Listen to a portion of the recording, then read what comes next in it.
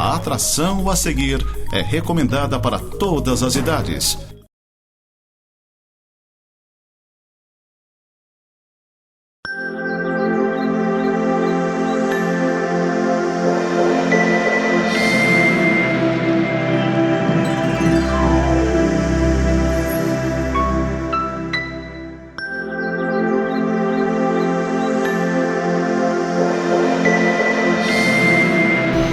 Graça e paz, meus queridos irmãos. Nós estamos novamente com o programa Semeando para a Vida Eterna, programa da Igreja Presbiteriana de Lages. Seja muito bem-vindo. Nossa igreja fica ali na Rua Coronel Fausto de Souza, 353, no centro. E, por enquanto, estamos tendo os nossos cultos às 19 horas no domingo somente. Você é o nosso convidado, as nossas portas estão abertas. Estamos adotando ali os protocolos sanitários, né, para você ter uma segurança para poder participar do nosso culto. Então, às 19 horas, também é transmitido pelo Facebook o nosso culto no mesmo horário, ao vivo, tá? Então, a página da igreja, a Igreja Presbiteriana de Lages, você entra ali às 19 horas, vai ter lá a transmissão ao vivo do nosso culto. Quero convidar você a fazer uma oração primeiro e depois nós vamos nos preparar para a Palavra de Deus. E essa palavra hoje tem a ver com o que nós estamos vivendo na cultura geral, tá? Antes, uma palavra dos nossos patrocinadores. Clínica Médica e Odontológica Vida Nossa. Situada no centro de Lages, conta com especialista em ultrassonografia, doutora Vanessa Gerber, nos atendimentos de ultrassom geral, músculo esquelético, obstétrico e Doppler.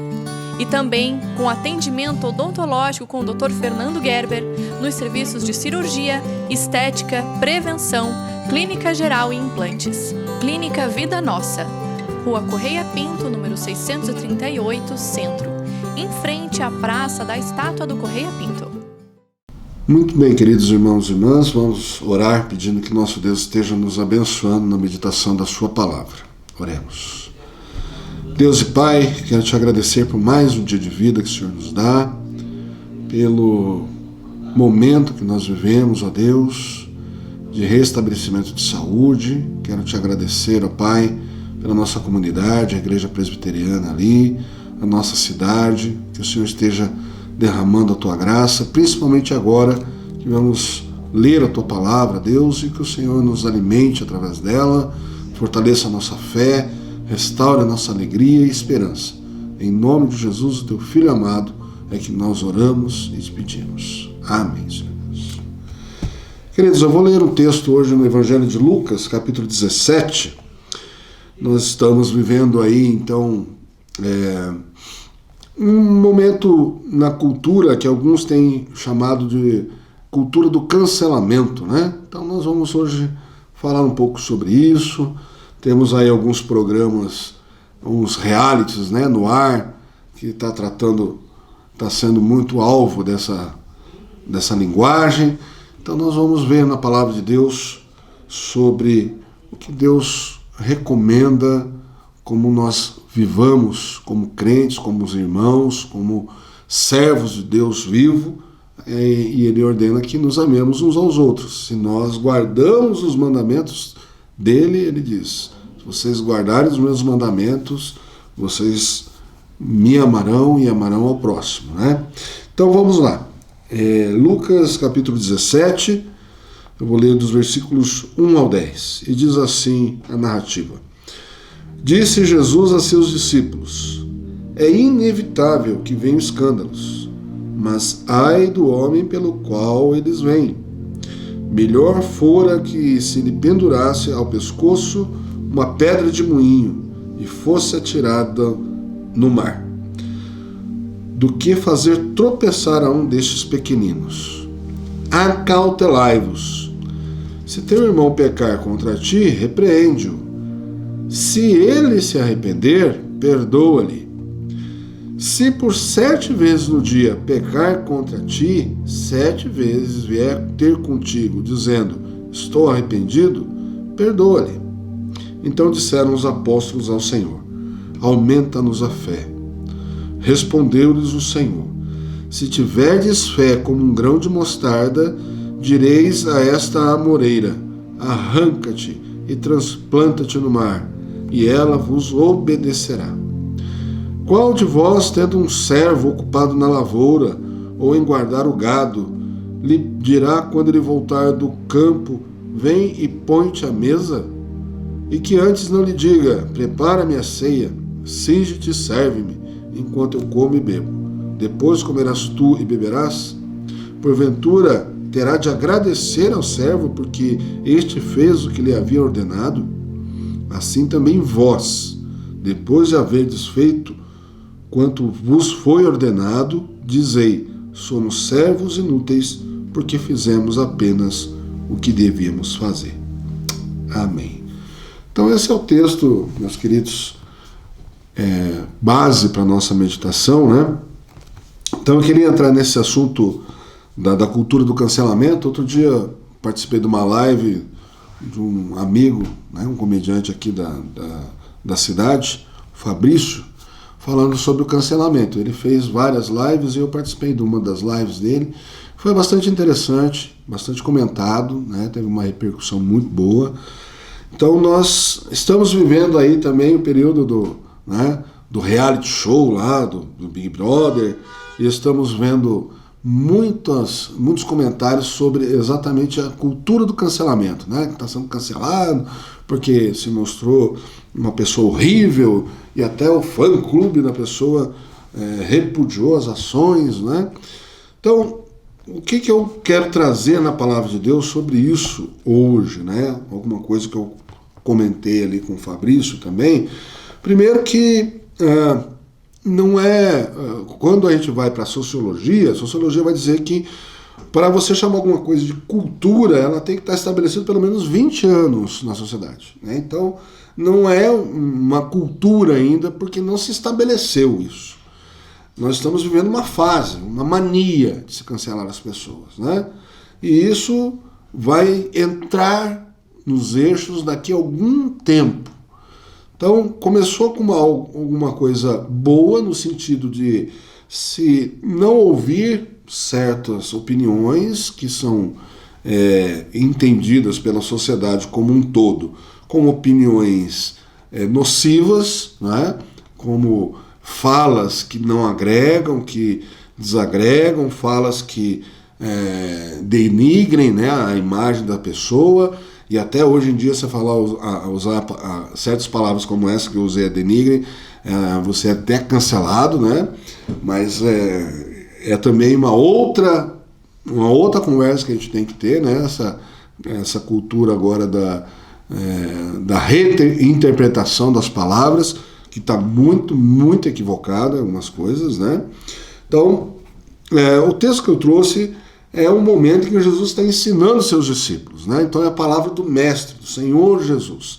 A palavra de Deus no seu mais puro momento didático, de ensinando seus discípulos e repreendendo seus discípulos com relação à conduta deles, visando realmente o exercício do amor, da cristandade. Então, Jesus, ele é bem enfático, ele usa exemplos muito fáceis, didáticos ali, para que os seus discípulos entendam que aquela ordem, que aquilo que ele está ensinando é algo muito importante e é para ser vivido, né? Então, Jesus começa nesse trecho do Evangelho falando sobre a nossa falibilidade, né? Nós somos falhos. Ele começa dizendo: é inevitável que venham escândalos. Então ele está dizendo: todo mundo erra. Todo mundo erra. Em algum momento da sua vida você vai errar. E aqui ele usa até a palavra escândalo, no sentido de você quebrar os paradigmas até seus mesmo, né? De você fazer coisas que envergonham até você mesmo. Então todo mundo está sujeito, e mais, é inevitável que se venham escândalos, né? Mas aí ele completa: mas ai do homem pelo qual eles vêm. O que é ai do homem, né? a palavra ai aqui é uma consequência, tá? É no sentido de que tem consequências. As suas atitudes, os seus erros, o escândalo que você proporciona, eles têm consequências. Você vai sofrer por causa disso. E aí ele usa um exemplo, né, que vem da boca de Jesus, mas esse exemplo é bem pesado, falando sobre você arcar com as consequências das suas atitudes. E eles vêm. Infelizmente, hoje, quando a gente faz uma análise sociológica da sociedade, né, essa geração que está aí quer os ônus, mas não quer os bônus, mas não quer os ônus das suas atitudes. Né? Quer serem reconhecidos, mas não querem trabalhar para isso. Querem ter os seus direitos, mas sem ter os deveres. Então, já parte de um princípio errado, né? De que o ambiente virtual da internet é um ambiente propício para que as pessoas que se sentem de alguma forma ofendidas com aquilo que ouviram se tornam, né, juízes muito rapidamente, sua voz sobe muito rapidamente nas redes sociais. A pessoa pode não ter nenhum tipo de bagagem, pode não ter nenhum tipo de conhecimento sobre aquilo, mas se junta em coro com algumas vozes e aquilo se torna verdade. Então a gente precisa tomar muito cuidado no ambiente virtual, porque as pessoas que estão, que vêm com esse julgamento muito rápido, muito pesado, muitas vezes elas são pessoas que não têm bagagem emocional para isso. Né?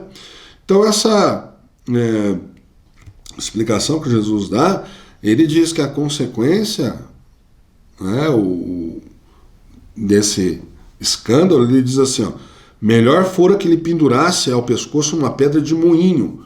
Então o que é uma pedra de moinho? Quem conhece o moinho aí sabe que a pedra, ela é a base do moinho, é uma pedra pesada, onde ali vai se dar o impacto maior. Né? Então a pedra de moinho é algo muito pesado, que você não tem como se livrar. Se amarrar no teu pescoço e jogar, você morre.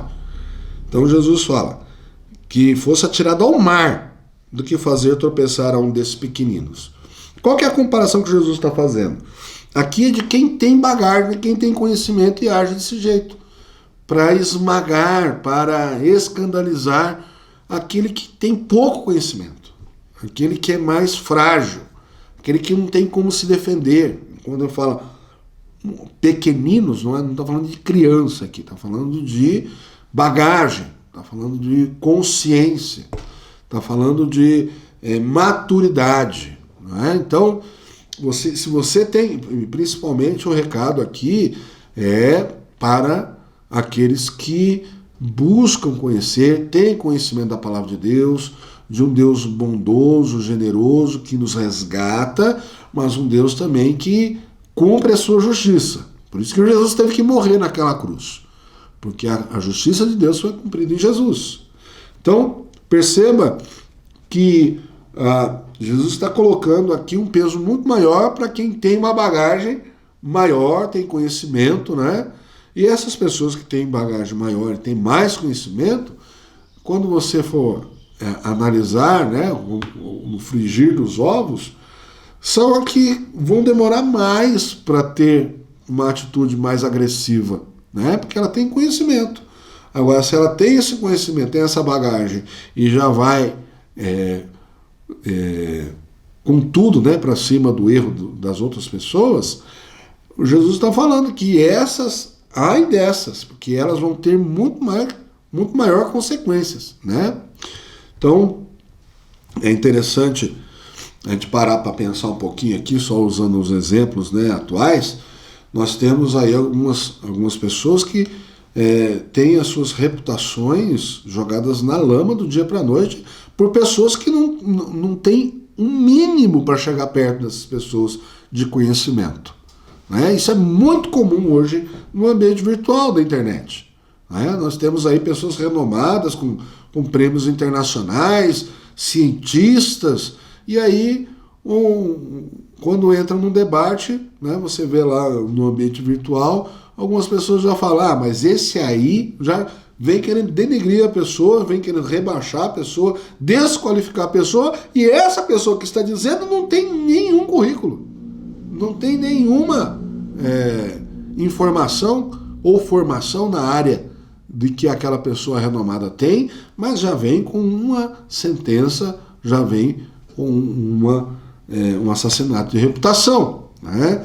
E aí, se você está propenso a concordar ou discordar daquela pessoa, você já vai embarcar e se tornar uma das vozes que vai fazer coro para isso. Então tem que ter muito cuidado com isso, porque a consequência é terrível, né? E aí é interessante a resposta dos discípulos, né? Porque Jesus está ensinando algo muito precioso, muito prático, porque daí ele começa dizendo: acautelai-vos, se teu irmão pecar contra ti, repreende-o. Se ele se arrepender, perdoa-lhe. Então, a questão do perdão no cristianismo, em Jesus, é um dos pilares do cristianismo, o perdão, né? Jesus usa aí a parábola do credor incompassivo, né? Alguém que devia muito dinheiro ao rei, e esse rei, quando cobra essa pessoa, ele pede clemência, e o rei usa de clemência com ele. E ele sai dali e ele encontra alguém que está devendo muito pouco para ele, não tem nem comparação com o que ele devia ao rei, e ele não perdoa aquela pessoa, pelo contrário, cobra e joga na cadeia, né? E alguém que viu essa cena vai e reclama para o rei, fala assim: rei, aquele que você perdoou, que devia um monte, é uma fortuna, era impagável, não perdoou quem devia muito pouco para ele. E o rei o chama de volta e diz: você devia ter sido compassivo como eu fui com você. Então, Jesus usa esse exemplo para dizer que nós fomos perdoados de um pecado mortal. Jesus morreu em nosso lugar e nós deveríamos morrer eternamente, pagar pelos nossos pecados. Mas a morte de Jesus é vicária, ele morreu no nosso lugar. Então a fé nos leva a crer no Senhor Jesus como esse nosso Senhor e Salvador, né, que ele levou sobre si os nossos pecados, e esta morte vicária nos livrou da morte e do inferno. E é essa a lição por trás da história do credor incompassivo, de que nós devemos perdoar, porque nós fomos perdoados de um pecado impagável. Ninguém mais poderia pagar pelos nossos pecados, a não ser o próprio Deus, na pessoa do seu Filho. E agora, quem somos nós que fomos perdoados de um pecado imperdoável para não perdoarmos ao nosso semelhante? Então a história é essa aqui, e Jesus está enfatizando isso. Mas tem um detalhe, né? Não é para perdoar todo mundo. Jesus está dizendo: se o teu irmão se arrependeu depois que você falou, olha, você pecou contra mim, e ele vier te pedir perdão, perdoa. Muitas vezes a gente fica querendo racionalizar a questão do perdão, e aí a gente está falando sobre a cultura do cancelamento, e as pessoas, muitas vezes, numa dos pontos que nós abordamos ali, eu e o Fabrício, se a pessoa merece o perdão.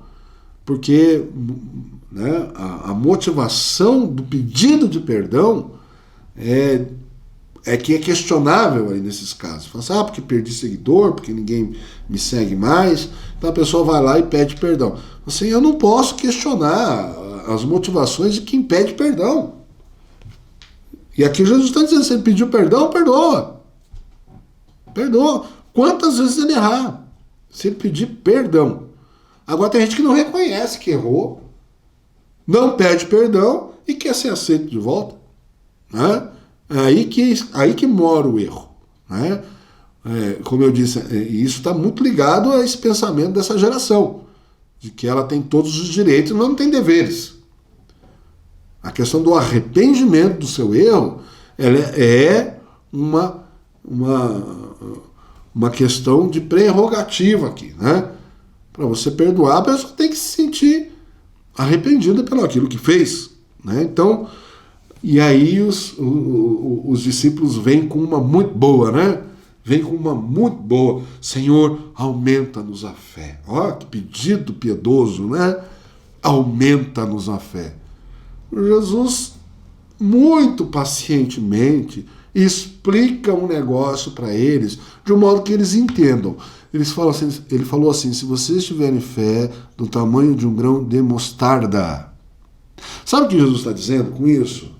Está dizendo, ou você tem fé ou não tem. Porque o grão de mostarda é a menor semente das hortaliças. É a menor semente que tem. Se você tiver uma fé pequenininha como um grão de mostarda, você vai fazer coisas terríveis. Vai fazer coisas inacreditáveis, né? E ele usa até um exemplo aqui. Você vai dizer: esta é a moreira, arranca-te, transplante no mar, e ela vos obedecerá. Ou você tem fé, e a fé, ela resulta numa confiança para você fazer de acordo com o que Deus falou. E é essa lição moral do que Jesus está ensinando ali. Se você ouve aquilo que Deus está falando para você fazer, não é uma coisa extraordinária o que vai acontecer. É simplesmente o cumprimento da palavra de Deus. E se Deus falou que vai fazer, Ele faz. Deus não é homem para mentir, né? Nem o filho do homem para que minta. Então, ele termina aqui com um exemplo muito interessante, né? Ele está dizendo aqui de quem tem um empregado, né, na lavoura, né? Nós temos aí vários fazendeiros aí, né? E aí você vai chamar o seu capataz lá e vai falar para o seu capataz: ô capataz, por favor, né? Pare o seu trabalho aí, ou depois do seu trabalho você vem aqui, sente à mesa que eu vou te servir porque você trabalhou, né? Jesus está falando assim: não, quando o capataz acabar o serviço lá, ele vai vir, ele vai ter que fazer o serviço de casa, não vai? Ele vai ter que servir a sua comida e a sua bebida, e você vai comer e beber. E depois ele come e bebe, porque é obrigação dele. Ou você deve favores a ele porque ele fez? Essa comparação que Jesus está fazendo para os crentes, aqueles que creem em Jesus. Porque tem muita gente que age de acordo com a palavra de Deus e quer ser reconhecido como alguém super gracioso, tapinha nas costas, porque fez aquilo que Deus falou para fazer. E Jesus usa o exemplo falando assim: não, você tem que falar assim: somos servos inúteis, porque a gente não fez nada, né? Porque fizemos apenas o que deveríamos fazer, né? Tem um meme na internet de uma família, quando o filho se formou, escreveram uma faixa assim: não fez mais que a obrigação. Então tem que fazer festa, tudo bem, comemorar, mas não fez mais que a obrigação. Não estamos devendo nada, você não estamos devendo carro, não estamos devendo festa, nada. É obrigação sua. Pagamos, você estudou e se formou, né? Então é um meme bem interessante, né? Mas, novamente, nós acostumamos os nossos filhos, a essa geração, a qualquer conquista ser celebrada. Passou do pré para o pré-primário, tem que fazer formatura, né? Então, por quê? Porque ele tem que se sentir, né, como um vencedor, né? Então, pense bem como é que nós estamos criando aí essa geração, né? Que acha que tem mais direito do que dever. Queridos, então eu queria trazer essa mensagem, essa meditação sobre essa questão do cancelamento. Todo mundo erra. Todo mundo erra. Agora, a proporção das consequências é de acordo com o que você sabe, aquilo que você conhece, e a palavra de Deus nos traz conhecimento e o dever, né? O dever com Deus, de amar ao próximo, de perdoar aquele que se arrepende, porque nós fomos amados e fomos perdoados dessa maneira, tá bom? Deus abençoe o seu lar, sua família, conte com as nossas orações, para que possamos passar por essa pandemia e logo estarmos novamente com a nossa vida nos encontrando, nos abraçando, tá? Deus abençoe e até o nosso próximo encontro.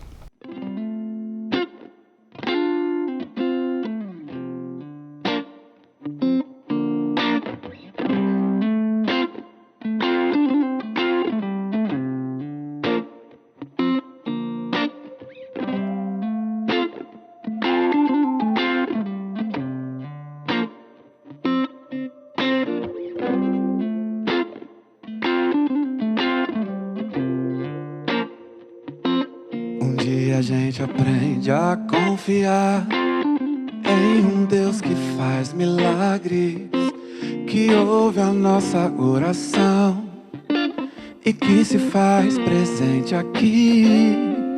Um dia a gente aprende a dar um passo só de cada vez, mas sem duvidar, mas sem duvidar.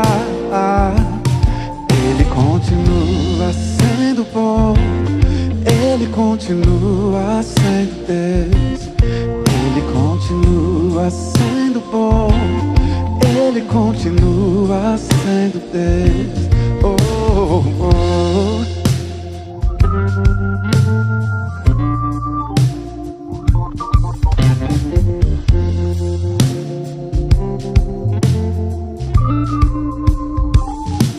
Então chega o dia de viver tudo que se aprendeu e a enxergar até o que não se pode ver.